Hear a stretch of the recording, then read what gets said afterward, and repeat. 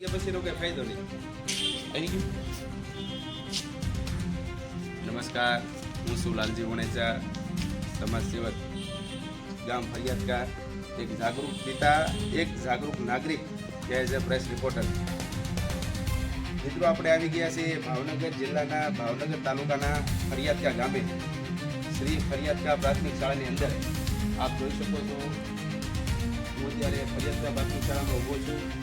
આજે તારીખ 20/9/2025 શ્રી PM પ્રધાનમંત્રી મોદી સાહેબ ભાવનગરની મુલાકાતે પધાર્યા છે.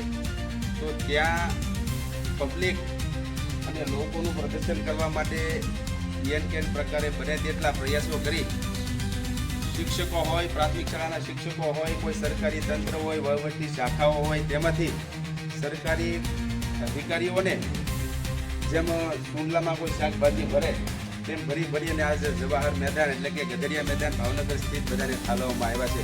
ઉત્તર બુનિયાદી વિદ્યાલયો હોય, સરકારી શાળાઓ હોય, ત્યાંથી વિદ્યાર્થીઓને બસોમાં ભરી અને જવાહર મેદાન ઠાલવવામાં આવ્યા છે. તો મિત્રો, મારું માનવું છે કે સાહેબના આવા પ્રાઇવેટ આયોજનો હોય તેમાં શિક્ષણ વિભાગ હોય, સરકારી વહીવટી વિભાગ હોય, તેના અધિકારીઓ જે ખરેખર લોકોની સેવા માટે ફરજ પર હોય તેનો આવી રીતે દુરુપયોગ થવો ના જોઈએ.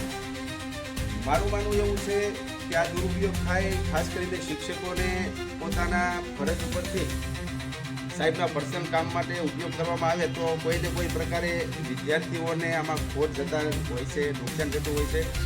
પોતાનો કિંમતી સમય શિક્ષકો જે વિદ્યાર્થીઓ માટે ઉપયોગ કરવાનો હોય તે સાહેબના પર્સનલ કામો માટે ઉપયોગ કરવું પડતું હોય છે.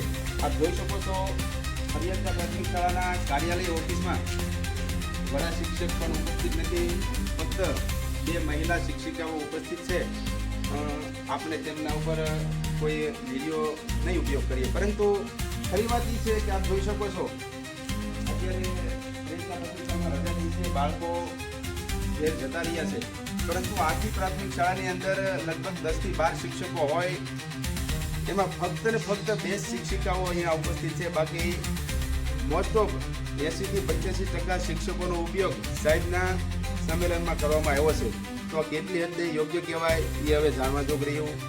જય ભારત, જય સંવિધાન. અસ્તુ. હું લાલજી વણેચા. જય ભારત.